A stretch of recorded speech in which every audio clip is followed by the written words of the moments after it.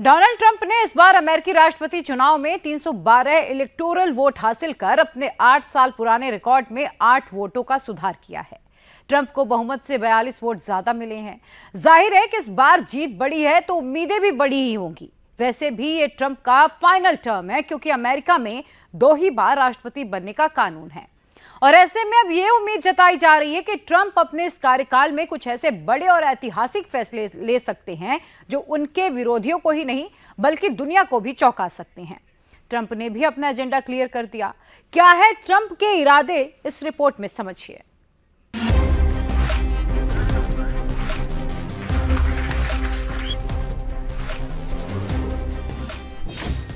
Trump के support में America हुआ लाल।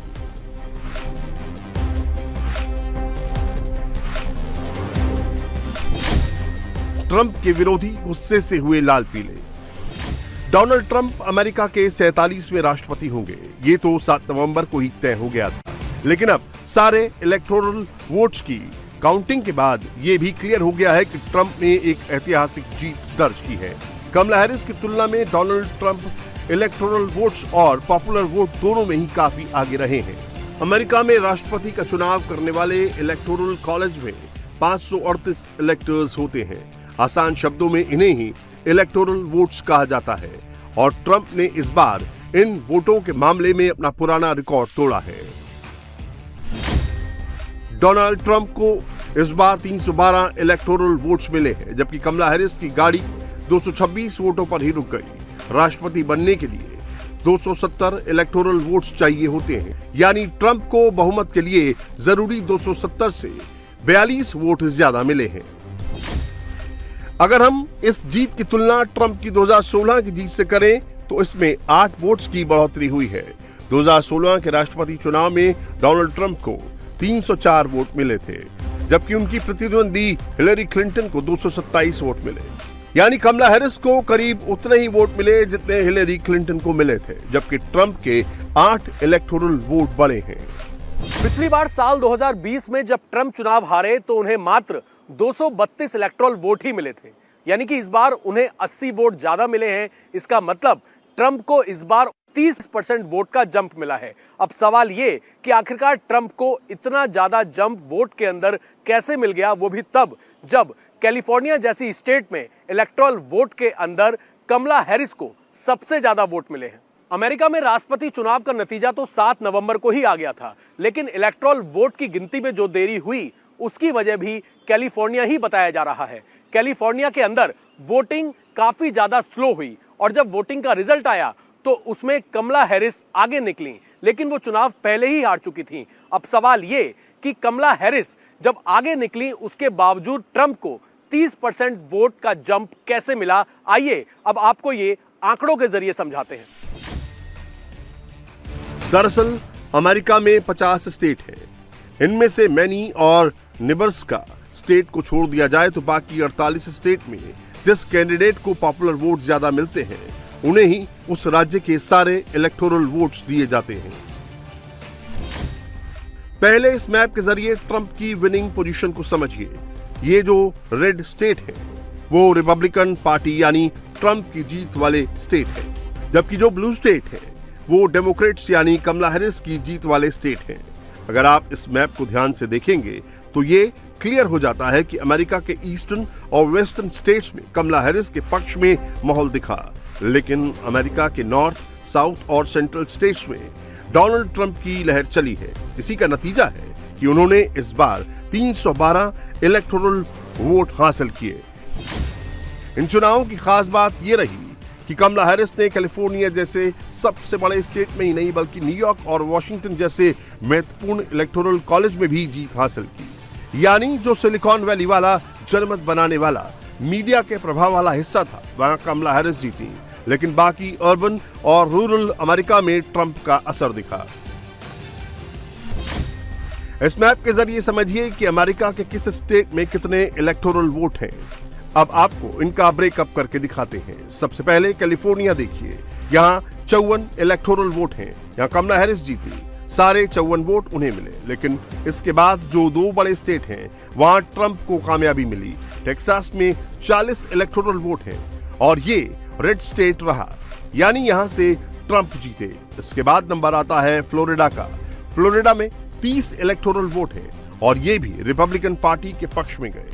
चौथे नंबर पर है न्यूयॉर्क, यहाँ 28 इलेक्टोरल वोट हैं।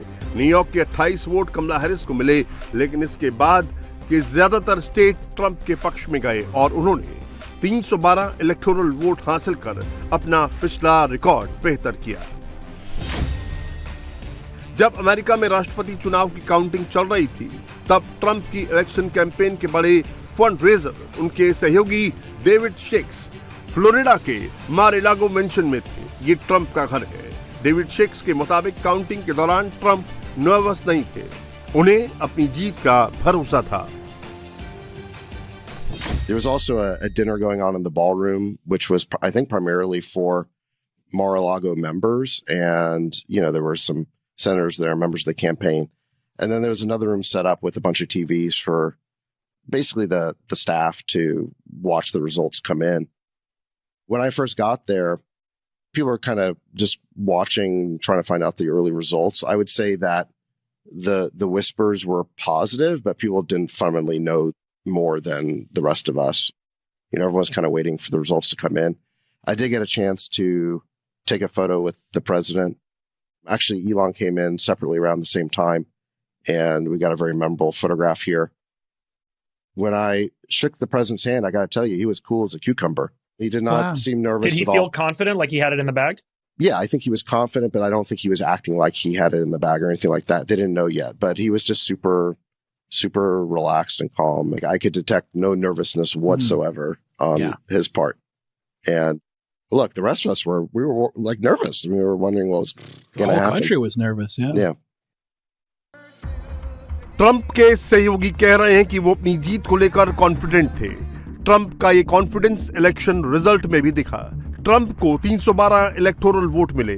अगर 21वीं सदी में अमेरिका में हुए राष्ट्रपति चुनाव की बात करें, तो ट्रंप से ज्यादा इलेक्टोरल वोट बराक ओबामा को ही मिले हैं।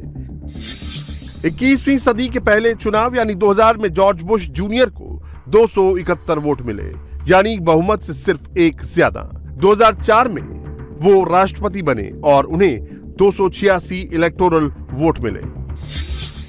जॉर्ज बुश जूनियर के बाद आए अमेरिका के पहले अश्वेत राष्ट्रपति बराक ओबामा। फर्स्ट टर्म में उन्हें जबरदस्त जीत मिली। 2008 में उन्होंने 365 इलेक्टोरल वोट हासिल किए। 2012 में उनकी लोकप्रियता में थोड़ी कमी आई, लेकिन इस बार भी उन्हें 332 वोट मिले। 2016 में डोनाल्ड ट्रंप पहली बार अमेरिका के राष्ट्रपति बने। उन्हें तब 304 इलेक्टोरल वोट मिले थे। 2020 में ट्रंप को जो बाइडेन ने मात दी और 306 वोट हासिल किए, लेकिन 2024 में ट्रंप ने फिर वापसी की और 312 इलेक्टोरल वोट हासिल कर अपने रिकॉर्ड में सुधार किया। इस तरह देखें तो 21वीं सदी में सिर्फ ओबामा और ट्रंप ही ऐसे नेता हैं जिन्होंने अपने दोनों कार्यकाल में 300 से ज्यादा वोट हासिल किए। ओबामा के दूसरे कार्यकाल में वोट घटे थे, जबकि ट्रंप ने दूसरे कार्यकाल में अपने वोट बढ़ाए हैं। ट्रंप ने जबरदस्त जीत हासिल की है और ये उनका आखिरी कार्यकाल होगा, क्योंकि अमेरिका में कोई भी लीडर 2 बार से ज्यादा राष्ट्रपति नहीं बन सकता। अब चूंकि ट्रंप का ये दूसरा और फाइनल टर्म होगा, तो ये भी उम्मीद जताई जा रही है कि वो बिना किसी प्रेशर के अपने एजेंडे को लागू करेंगे। अब सवाल ये है कि ट्रंप का एजेंडा है क्या? आपको ये जानकर हैरानी होगी कि अमेरिका में ट्रंप का एजेंडा भी वही है जो भारत में मोदी का होता है। मोदी कहते हैं कि वो लेफ्ट और लुटियंस दिल्ली वालों का एजेंडा फेल करेंगे, जबकि ट्रंप कह रहे हैं कि वो लेफ्ट विंग, वोक और डीप स्टेट के नेक्सस को ध्वस्त करेंगे। I'm announcing my plan to shatter the left-wing censorship regime and to reclaim the right to free speech for all Americans. And reclaim is a very important word in this case because they've taken it away. In recent weeks, bombshell reports have confirmed that a sinister group of deep state bureaucrats, Silicon Valley tyrants, left-wing activists, and depraved corporate news media have been conspiring to manipulate and silence the American people. They have collaborated to suppress vital information on everything from elections to public health. The censorship cartel must be dismantled and destroyed, and it must happen immediately. आप सोच रहे होंगे कि आखिर left wing और deep state से Trump को इतनी दिक्कत क्यों है। तो इसका जवाब यह है कि ट्रंप को लगता है कि लेफ्ट विंग ने अपनी वोक आइडियोलॉजी से अमेरिका के कल्चर को बर्बाद कर दिया है। ट्रंप ने मेक अमेरिका ग्रेट अगेन का अपना जो नारा दिया था वो इसी आइडियोलॉजी के खिलाफ है। जहां तक डीप स्टेट की बात है तो ट्रंप मानते हैं कि अमेरिका के एकेडेमिया, मीडिया, हॉलीवुड के बड़े प्रोडक्शन हाउसेस, खुफिया एजेंसियों के बड़े अधिकारियों ने एक ऐसा नेक्सस बना लिया है जो अमेरिका के हितों से आगे अपने हित रखता है। ट्रंप और उनके सपोर्टर मानते हैं कि डीप स्टेट को बढ़ावा देने में सबसे बड़ा रोल बराक ओबामा का है और जो बाइडेन के राष्ट्रपति रहते हुए भी पर्दे के पीछे से बराक ओबामा ही उनकी सरकार चला रहे थे। ट्रंप कह रहे हैं कि वो राष्ट्रपति पद की शपथ लेने के 1 घंटे के अंदर ही इस नेक्सस को तोड़ने पर काम शुरू कर देंगे।